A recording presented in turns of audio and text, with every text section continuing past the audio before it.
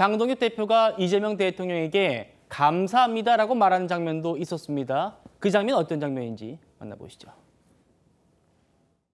오늘 장 대표님 말씀하시는 거는 많이 도와주실 것 같아서 네, 많이 하시면 됩니다. 감사드리고요. 우리 또 정 대표님은 여당이신데 더 많이 가지셨으니까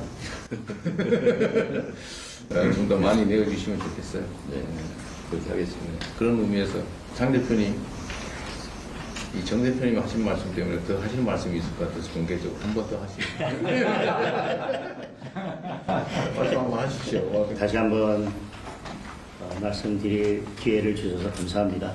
여당은 더 많은 것을 가지고 있으니까 조금 더 우리한테 양보하라고 말씀하시고 공개 발언도 야당에게 한 번 더 발언할 기회를 주신 것에 대해서 감사하고 저는 이런 게 협치의 모습이고 대통령께서 여당의 목소리를 한 번 들을 때 야당의 목소리를 두 번 들어주시고 여당과 한 번 대화할 때 야당과 두 번, 세 번 대화해 주십사는 말씀을 드리겠습니다. 최 의원님, 이재명 대통령이 장동혁 대표에게 발언 기회도 한 번 더 주고 많이 가진 여당이 좀 많이 좀 내줘라 라고 한 부분 정청래 대표 분명히 내라고 답하긴 했어요. 어떻게 보셨습니까? 근데 지금까지 정청래 대표가 이제 강성 지지층의 요구를 받아들여서 대야 관계를 이런저런 이제 여러 가지 조치를 취해 왔잖아요. 그 배경이 정청래 대표 혼자 한 건가요? 대통령실하고 수시로 얘기하지 않았습니까? 더군다나 당정협의라는 걸 여당은 늘 합니다. 어제도 했던데 그런 데에서 이제 중요한 결정은 대부분 당정 간의 서로 협의를 통해서 나오게 되는 것이고요. 지금 민주당의 국회 독주라는 것도 결국은 그 배경에 보면 이재명 대통령과 뜻과 크게 다르지 않을 거라고 저는 생각을 해요. 예. 자, 근데 이재명 대통령은 마치 본인은 여야의 초월적 존재인 것처럼 지금 유체이트 한라법을 쓰고 있는 거거든요. 물론 장동혁 대표가 이제 정말 이 분위기를 깨지 않기 위해서 그에 대해서 뭐 감사하다고 얘기는 했지만 결국 지금 현재 장동혁 대표라는 국민의힘이 처하고 있는 현실, 과연 그냥 감사만 할 수 있는 상황인가 하는 점에서 본다면 대통령의 그 행동이 뒷받침되지 않은 저런 식의 어떤 언어적 유희 뭐 이런 부분에 저는 앞으로 아마 장동혁 대표가 훨씬 더 어려워질 가능성까지도 있기 때문에 대통령이 말이 아닌 행동으로 야당에 대한 태도를 보여주지 않으면 앞으로 이런 회담을 우리가 자주 보기 어려울 수도 있겠다. 저는 그렇게 평가합니다.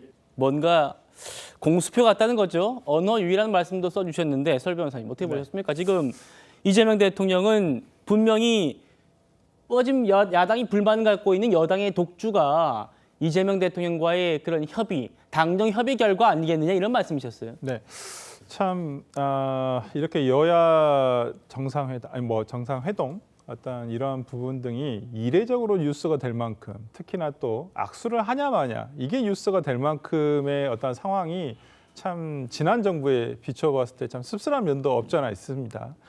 당연히 역대 정부에서 어떤 외교 순방을 다녀온 이후에 그러한 성과를 공유하기 위해서 상례적으로 있어 왔던 회동이고요. 이러한 것들이 정권 초반이긴 합니다만은 또 서로의 당대표가 새로 선출된 상황이어서 이렇게 이례적인 뉴스가 된 것도 있지만은 이러한 것들이 조금 너무 이례적인 뉴스가 되는 것 같아서 좀 씁쓸하다는 생각이 들고 조금 더 실질적인 내용이 있었더라면 어땠을까? 그냥 각자의 하고 싶은 말만 하고 오고 또 이재명 대통령으로서는 당연히 협치의 어떤 모습을 보여주는 어떤 보여주기의 정치가 된 것만은 아닌가라는 생각이 좀 들어서 조금은 더 실속 있는 어떤 그 내실 있는 회동이 됐으면 좋겠다라는 생각을 해봤습니다. 그 내실 있는 회동, 이 얘기를 장동혁 대표가 준비해 오긴 했습니다.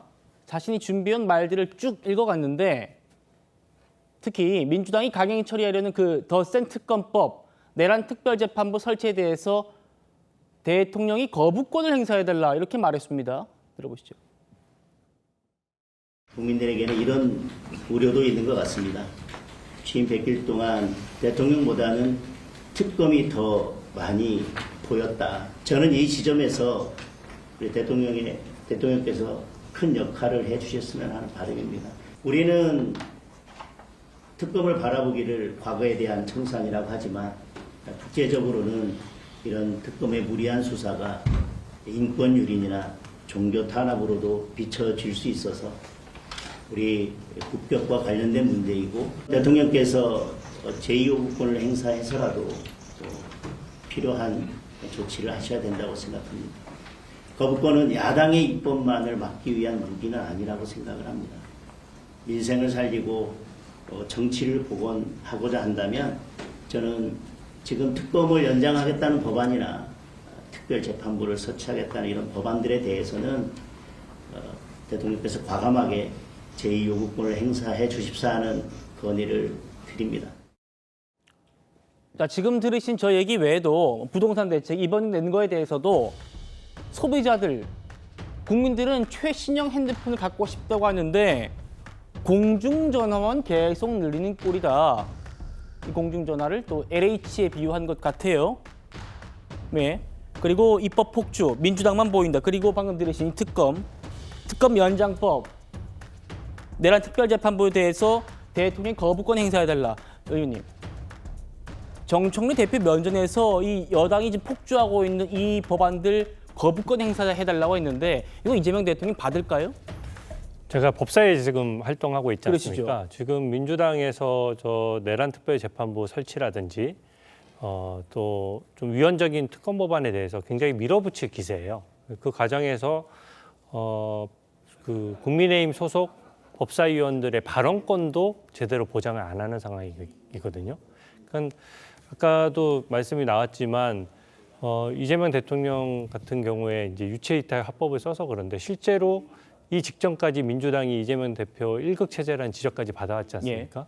그래서 사실은 거부권 행사까지 갈 것 없이 만약에 마음만 먹는다 그러면 이 위헌적인 법안들에 대해서는 미리미리 선제적으로 정리할 수도 있는 부분이거든요. 근데 저는 이때까지의 법사위에서 활동으로 봐서는 그 민주당이 의미 있는 변화를 기대하기는 좀 어렵다라고 보고요.